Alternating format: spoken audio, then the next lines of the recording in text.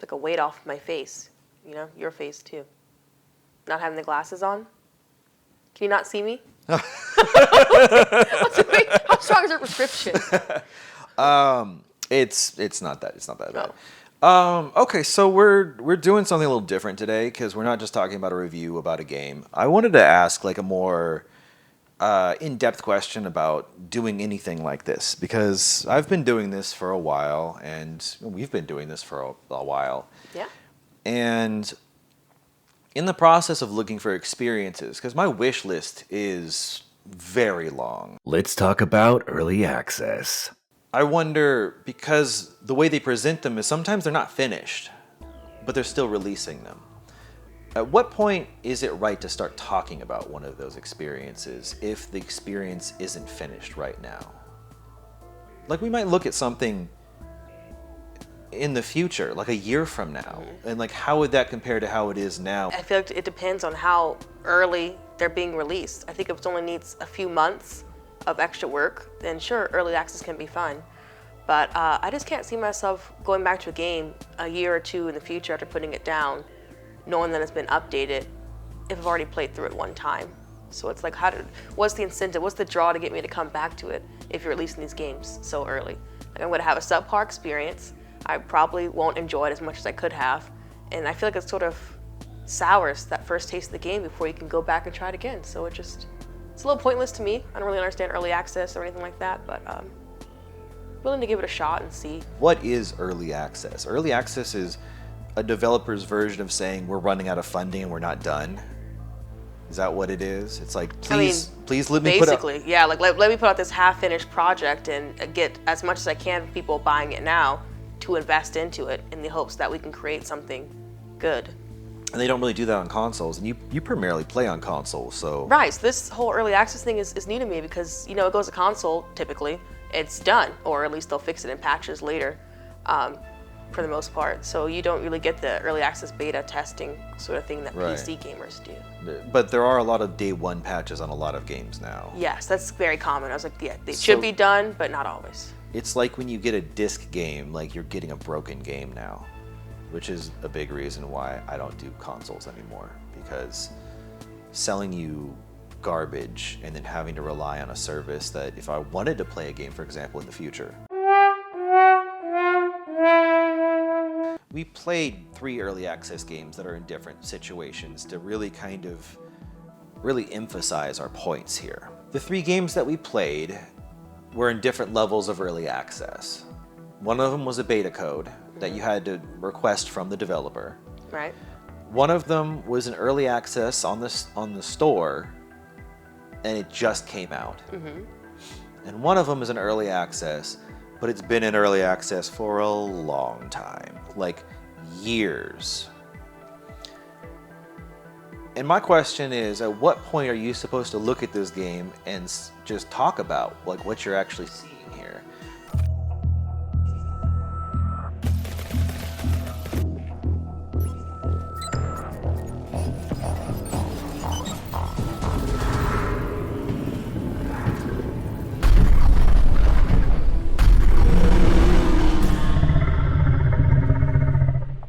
What is Lumencraft about? It's basically just a mining game. What do you, where are we at? We're in like a cave. Who knows? I don't even know where we're at. I don't think they ever established where you're at, but you're in this sort of cave. You've got a drill. You're mining for resources, materials. They've got like just metal and lumen, other just various items you can grab. And you're using to craft things, like upgrade your drill speed, create weapons, create barriers. You have a home base you have to protect from these little bug creatures that come in waves. There's like a countdown timer for when the next wave begins, and you basically just have to build your base up and endure the waves and make it through. Castle defense. Yeah. Yeah. How did you feel about it? Actually, I thought overall it was a fun game. It was very quick. It was satisfying in the destroying things. It's something very fun about just chewing your way through metal and picking up resources. It's kind of turn your brain off and just go. I think it definitely was a beta game. It definitely needed a lot of things added and changed. It wasn't finished. No, not at all. There was, like we technically beat it, I suppose. We got to the end, it said exit at any time. And how do we do that? We defeated the monster. But there were still more waves. Oh yeah, there's still more waves. Like the waves we could beat go the on monster, forever. we did all the waves, and then Yeah. they said, okay, you're done. You can literally go into the menu and hit the finish button. Yeah. Which is like, there's no automatic finish. No. But there's still waves. So could you theoretically play forever with the waves, I imagine? I guess so, but why? Right, there's no incentive to keep playing. It's also a zero-sum game.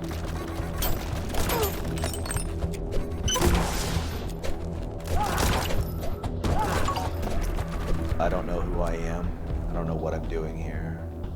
But I know that I must kill. You know? Yeah, like, I know that I must drill. That's the game. Yeah, I don't know who I am. I don't know where I am, but I know that I must drill. And that's the meme of the game. Is you just drill as fast as you possibly can, collect resources, max yourself out quickly, prepare for the onslaught, and if you don't have maxed out gear, you're going to die. I think the game has a lot of potential in what you have. It's very solidly built, but it's just not done. It's not baked. This is like eating cookie dough. Like, there's no cookie here. It's just the dough. No.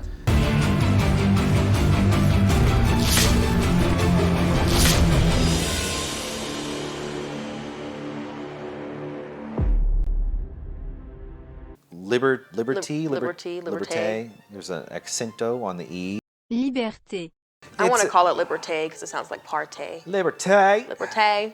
Yeah. Liberty or Liberté or Libertas. I'm gonna call it Libertas. Liberté. It's like you're a French revolutionary, and Yes. there is a sort of weird, while the revolution is happening, like a demon that's inside of your mind that is this like beautiful but terrible presence. You can kind of choose a divergent storyline, but ultimately it's incredibly repetitive. You're playing the same levels, you're playing the same storylines, you're unlocking cards. And I think I realized this before we started talking about it, was like, this is a card game. It just happens to have a veneer of like ARPG combat on it. A very thin veneer. So like comparing Baldur's Gate to like D&D, this is like comparing a card game to what this game is. That's a good analogy, yeah. And it's interesting. Your cards are your upgrades in this game. You can't have any melee abilities unless you have a card for a melee ability. You can't use any ranged attacks unless you have a card for ranged attacks. Your cards are your upgrades. You put a card out of your hand into your character, and it gives you an ability.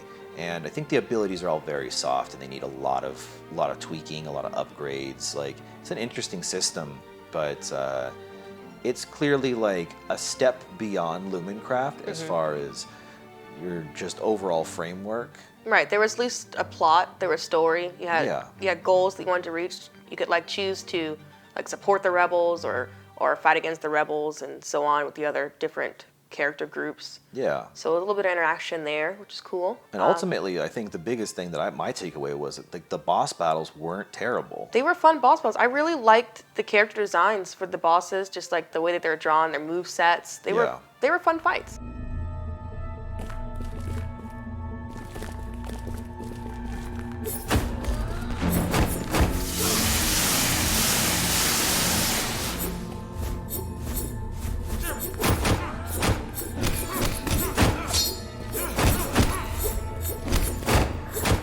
Little tuning up here and there, and like even in the time that we've played it, between the time that I bought it and now, they've even been tweaking it and fixing it. Like, it's still being worked on. I made a comment. You go in the menu, there's a button that says I'm stuck, and you press it and it literally restarts you to the beginning. It was fun, but it was buggy, it was repetitive.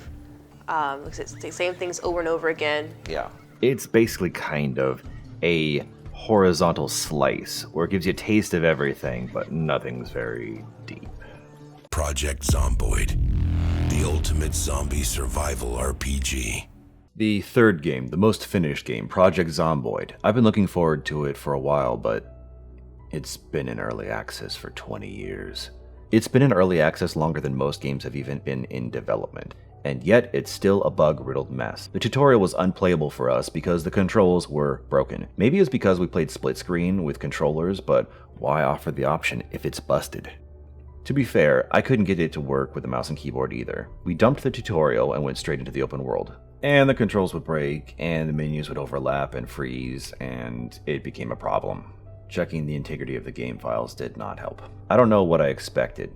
It is a kind of sandbox, but a sandbox for OCD nerds. Nurse really let me down here. It plays like a simulator, which is great if you're really into dying from infection from randomly tripping and falling. The detail was impressive, but it was also reminiscent of times when I was designing games and the problems that I had, like for example when I would neglect some base mechanics in favor of some small feature or idea that I really wanted to flesh out. So believe me when I say from first-hand experience, underwear option feature creep is missing the forest for the trees, especially when you can't play the game because the controls keep breaking. The UI design in this game makes Fallout's UI look masterful. Interactions with many systems in this world often weren't clear how they worked. I have food, a pot, and working stove, yet I can't get the things to just work together. My mouth breather character could eat raw cat food though. There are so many deep, interesting, and challenging mechanics built into the game, but getting to them felt impenetrable behind the wall of frustration. This game feels anachronistic, like it prefers design philosophies and choices from games from... Yeah, well, I guess that makes sense. Bugs aside though, this game could not be easily picked up and played.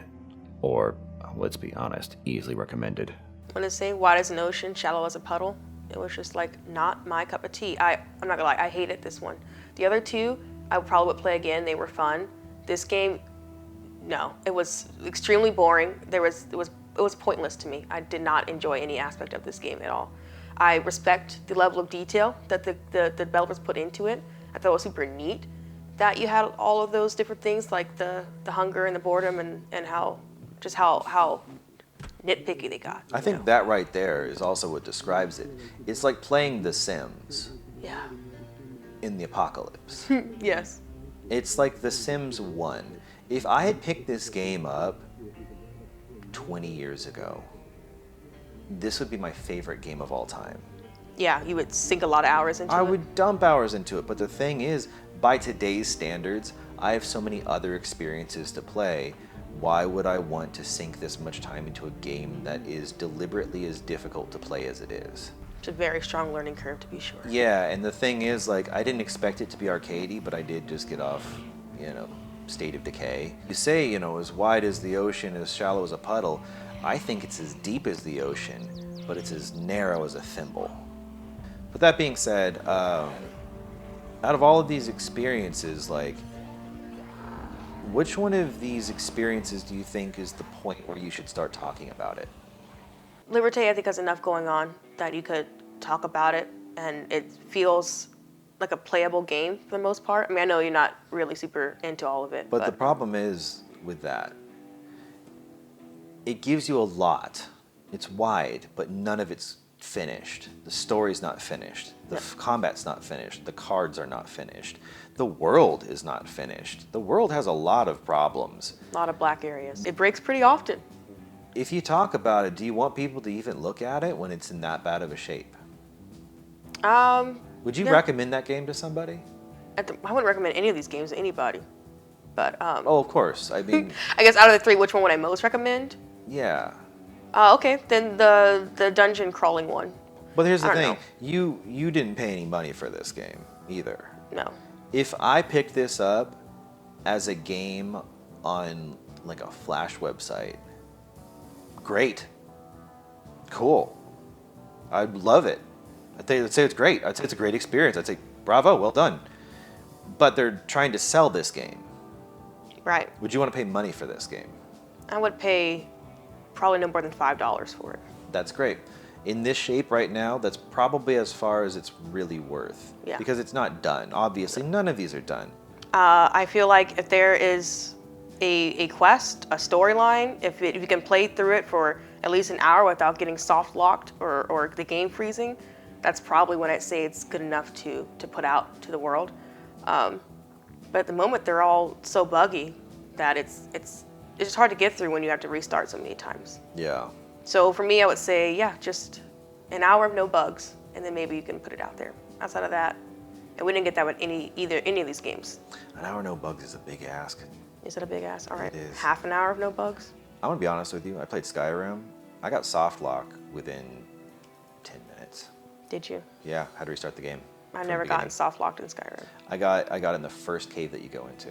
I actually got soft lock in Skyrim in one of the towers. Fallout, I've gotten soft lock before you left the vault. Bethesda games are notoriously buggy. They're buggy as shit, but yet we still buy them and we still put way too much time into them. I don't think you should be able to release a game that's buggy and broken and in bad shape without people telling you to go fuck yourself. Yeah, really, yeah. like big companies like EA, they put out games that are buggy and broken, and they keep getting worse every year, to the point where people are now getting angry and they're like, wow, our sales numbers are really taking a hit. It's like you're putting out an unfinished, like an unbaked cake. It's fucking wrong! That should be yelled at every one of these developers who's putting out a game that like it runs like garbage. I'm not a Warhammer General fan. I love Warhammer Total War. I think it's a great experience.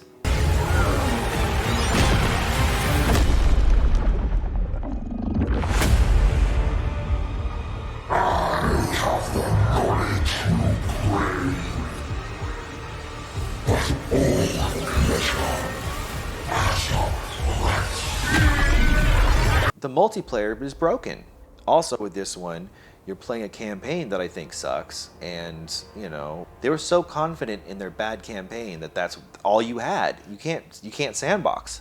You could on the last 2 games. That's an example of things being undercooked.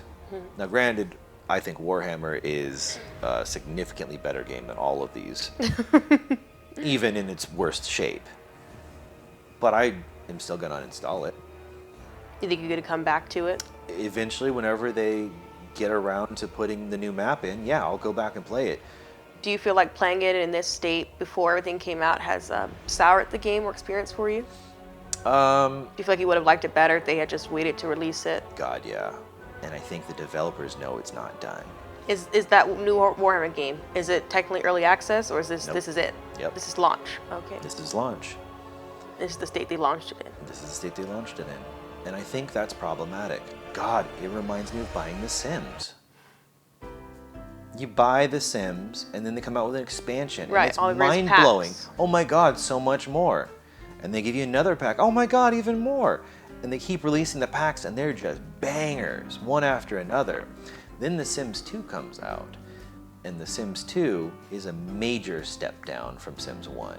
But there's a lot different mechanics in play, and you're like, oh, well, I like this, but also you're missing a lot of pieces here that you really, really need. And so you kind of play for a while, but you're like, man, I don't have pets anymore. I got used to having a dog, and now I don't have a dog. Like, that's a big downgrade in my opinion. Then you play The Sims 3. After you've upgraded all the Sims 2 stuff. I lost the dog a second time. And that sucks. You're having to take these steps back, but you know that generally speaking, it's going to be a better experience. It's selling you the same underbaked cake. Right, and they make you buy the rest of the ingredients and Yeah. pieces for it yourself. Yeah, that's it. You went to a bakery, you know, you ordered a cake, and said they handed you a box of cake mix and said, go make it at home. And you gotta go out and buy the rest of the ingredients yourself. You gotta go get your own eggs, your own oil. And the problem is, right now, when I'm playing Warhammer, this is a very, very dry cake. It's missing some eggs. Damn. It's missing some sugar. Wow. It's missing some vanilla. They didn't put shit in there. It's missing a lot. Just basically baked flour. Or even more so, it's like going and asking for a cake, and then you get an omelet. Do something totally different than what you wanted or were expecting. And you're like, technically the same ingredients are Yeah. kind of there, but we're missing a lot. You're like, it's tasty, but it's not what I ordered. Yeah, like this Right. is fine, but This it's is like- definitely not what I ordered. And like that being the case, like I feel like in some ways having early access, like you can kind of help steer the boat and kind of write things. Well, I guess if the developers take your feedback, at the point of early access is for you to submit bug reports and submit things that they say, so that'll be changed in the final game.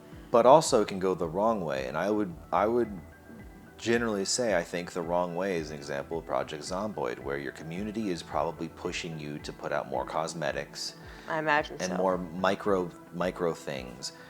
But the community is not sitting here saying like, hey, the controls are bad. Like, fix the controls. Just the basic stuff. Because people who play a game long enough, no matter how badly it's built, they'll get used to bad controls.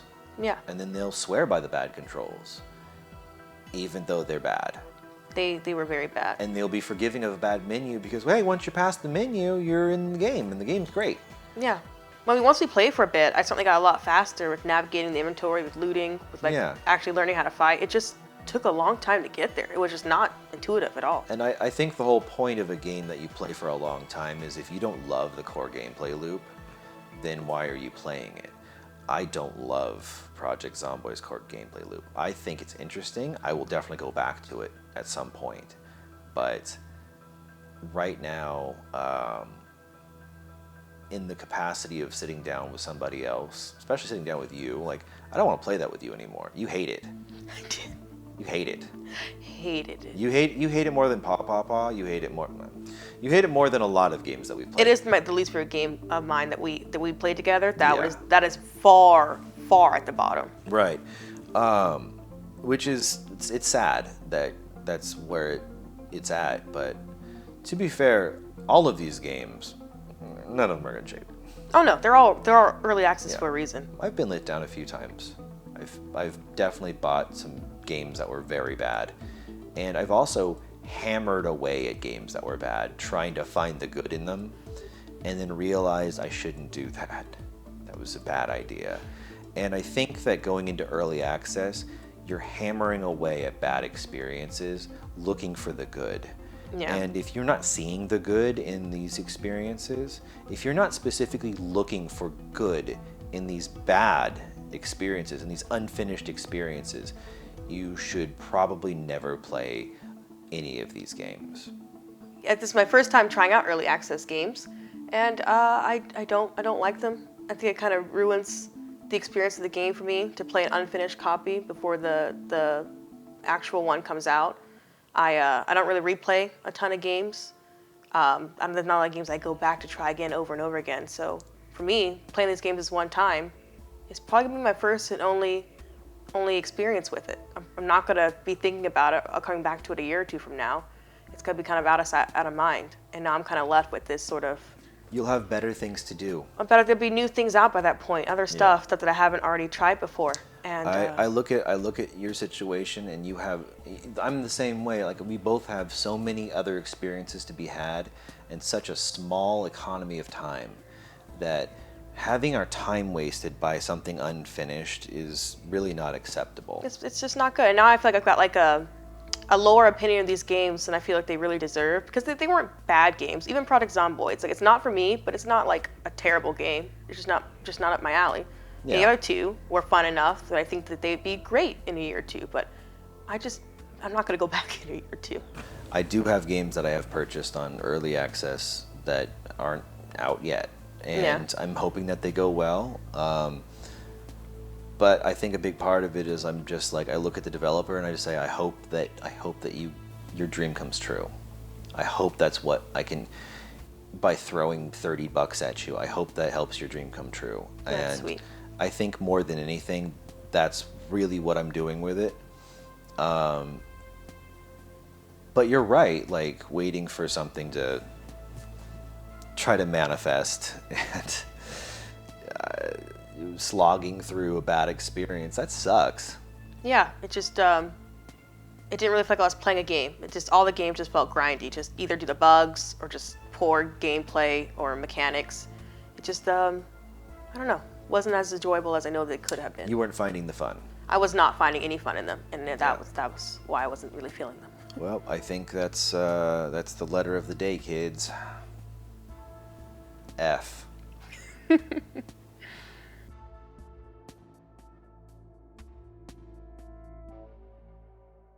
Thanks for watching. Thanks. Share this with your friends, please. Your enemies too. They can watch. I mean, yeah, Huh, everybody. whatever.